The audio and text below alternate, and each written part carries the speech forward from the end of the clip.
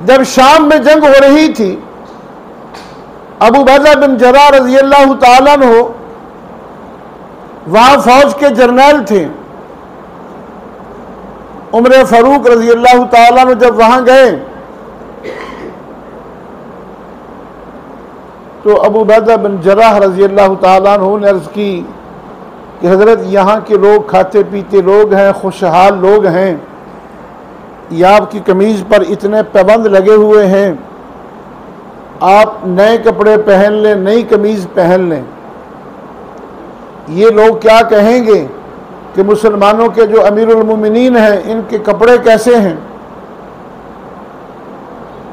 تو عمر فاروق رضی اللہ تعالیٰ عنہ نے فرمایا ابو عبیدہ کاش یہ بات تو مجھے نہ کہتا، اس لیے کہ تجھے پتہ ہے کہ ہمیں جو عزت ملی ہے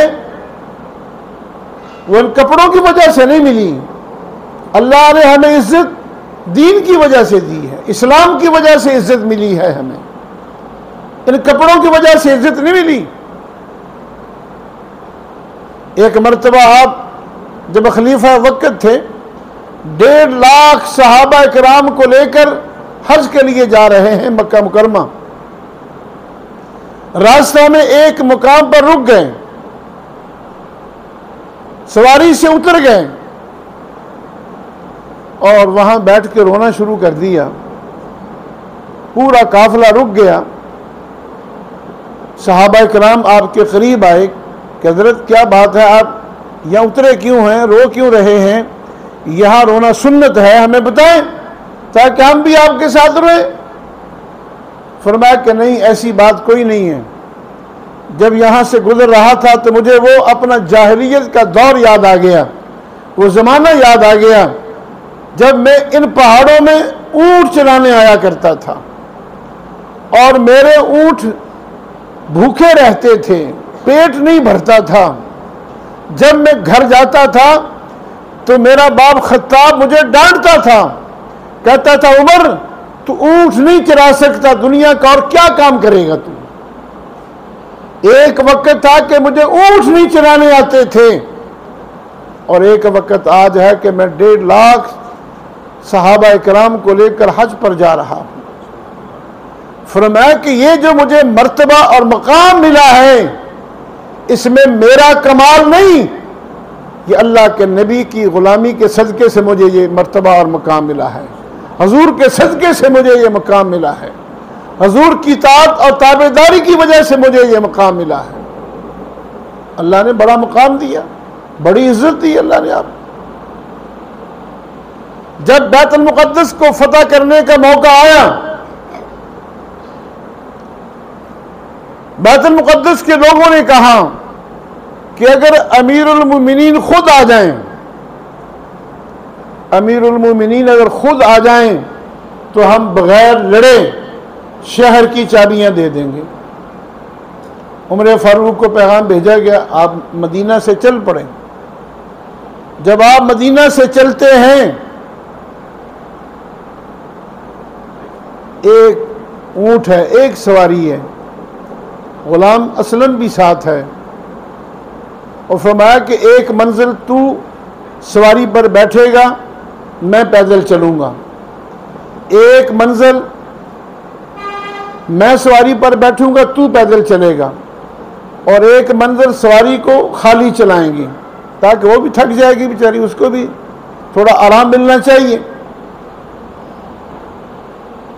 غلام نے کہا کہ آپ آقا ہیں، مالک ہیں، اچھا نہیں لگتا کہ آپ پیدل چلیں اور میں سواری پر بیٹھا ہوں۔ فرمایا کہ نہیں ایسے ہی ہوگا۔ چلتے چلتے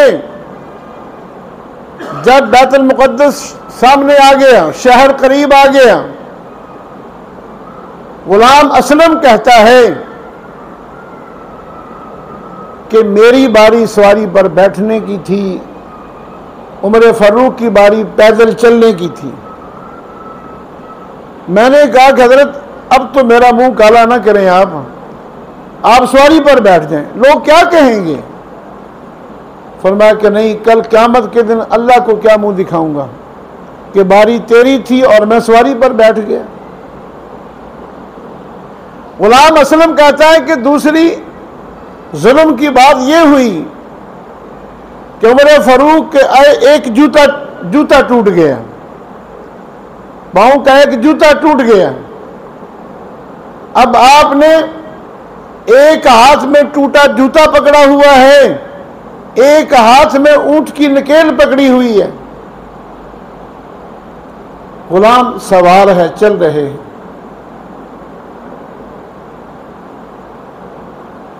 اب وہ لوگ جو تھے وہ اوپر بیٹھے ہوئے بالا خانوں پہ اپنی کتابیں کھول کے بیٹھے ہیں، عیسائیوں کے پادری بھی اور یہودیوں کے جو علماء تھے وہ بھی۔ کوئی کہتا ہے کہ پیدل چلنے والا امیر المومنین ہے، کوئی کہتا ہے کہ نہیں سواری پر بیٹھنے والا یہ امیر المومنین ہے۔ آخر انہوں نے فیصلہ کیا کہ ہماری کتابوں میں یہ لکھا ہے کہ نبی کریم صلی اللہ علیہ وسلم کے خلیفہ دوم جب آ کے بیت المقدس کو فتح کریں گے تو آقا جو ہے وہ آگے چل رہا ہوگا، غلام جو ہے وہ سواری پر ہوگا۔ جب دیکھا تو پتہ کیا تو آقا جو ہے یہ پیدل چل رہا ہے اور غلام سواری پر سوار ہے۔ جب ان کو پتہ چلا کہ یہی عمر فاروق ہیں جو پیدل چل رہے ہیں اور قمیض کے اوپر 14 پیوند لگے ہوئے ہیں، 14 پیوند لگے ہوئے ہیں، انہوں نے شہر کا دروازہ کھول دیا اور چابیاں جو تھیں وہ ان کے سپرد کر دیں، بغیر لڑے۔ قرآن کریم میں اللہ نے فرمایا ہے ذالک مثلہم فی التوراۃ ومثلہم فی الانجیل، ان کی صفات جو ہے صحابہ اکرام کی وہ تورات میں بھی موجود ہیں، انجیل میں بھی موجود ہیں، پہلی کتابوں میں ان کے سارے حالات لکھے ہوئے ہیں۔ جو وہاں مسلمان تھے وہ بھی جمع ہو گئے اور وہاں کے جو یہود و نصارہ تھے وہ سارے جمع ہو گئے، اپنے اپنے حالات اور واقعات بیان کرنے لگے۔ ہزاروں کا مجمع تھا۔ اتنے میں ایک بوڑھا آیا، بہت زیادہ عمر والا بوڑھا آیا، اس نے ایک پرچی لا کے حضرت عمر کو دی کہ حضرت یہ آپ کے اس پر دستخط ہیں آپ کے۔ حضرت عمر نے وہ پرچی پڑھی اور پڑھ کے فرمایا کہ یہ نہیں ہو سکتا، یہ زمین نہ میری ہے نہ میرے باپ کی ہے، میں تجھے نہیں دے سکتا۔ وہ بوڑھا چلا گیا۔ اب یہ سب لوگ حیران ہیں کہ یہ بوڑھا کون تھا اور یہ پرچی کس قسم کی تھی، اس پہ کیا لکھا ہوا تھا، سب حیران ہیں۔ جب آپ وہاں سے اٹھے، اب آپ کے ساتھ ساتھ مجمع ہے، لوگوں نے کہا حضرت یہ بات ہماری سمجھ میں نہیں آئی کہ وہ بوڑھا کون تھا، وہ پرچی پر کیا لکھا تھا، آپ نے کہا کہ یہ نہ میری ہے جگہ نہ میرے باپ کی ہے، یہ نہیں ہو سکتا۔ آپ چلتے گئے، بیت المقدس کی دیوار کافی لمبی دیوار ہے، ساتھ چلتے چلتے ایک جگہ پر رک گئے، فرمایا کہ یہ جگہ جو ہے نا، یہ جگہ جو ہے، ایک مرتبہ میں اپنے باپ کے ساتھ آیا تھا یہاں تجارت کے سلسلہ میں، میرا باپ تو چلا گیا شہر میں اور مجھے یہاں اونٹ چرانے کے لیے چھوڑ گیا۔ میں دوپہر کو یہ بیت المقدس کے سائے میں اس جگہ پہ، فرمایا کہ میں دوپہر کو لیٹ جاتا تھا، دوپہر کو میں یہاں آرام کرتا تھا بیت المقدس کی دیوار کے سائے میں۔ ایک دن دوپہر کو میں لیٹا ہوا تھا، مجھے محسوس ہوا کہ کوئی آدمی میری پنڈلی سے کپڑا ہٹا رہا ہے، میری پنڈلی سے کپڑا ہٹا رہا ہے۔ تو میں نے آنکھ کھولی، دیکھا تو یہ بوڑھا آدمی جو ہے یہ میری پنڈلی سے کپڑا ہٹا رہا تھا۔ میں نے کہا کہ بھائی کیا بات ہے، تو میری پنڈلی سے کپڑا کیوں ہٹا رہا ہے؟ اس نے مجھ سے کہا کہ تیرا نام کیا ہے، تیرا نام کیا ہے؟ کہنے لگے، میں نے کہا میرا نام عمر ہے۔ کہنے لگا تو خطاب کا بیٹا ہے؟ میں نے کہا کہ ہاں میں خطاب کا بیٹا ہوں۔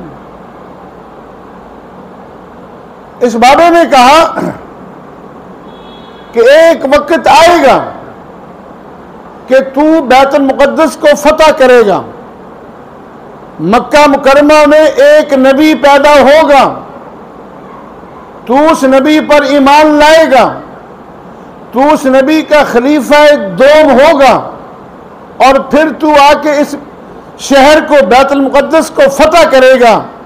جب تو فتح کرے گا تو یہ فلاں جو ٹکڑا ہے زمین کا یہ تو میرے نام لگا دینا۔ تو کہنے لگے، میں نے کہا کہ میرے تو وہم و گمان میں بھی نہیں تھا کوئی نبی آئے گا اور میں کسی نبی پر ایمان لاؤں گا اور میں وقت کا بادشاہ بنوں گا۔ اور میں نے کہا بابا جا،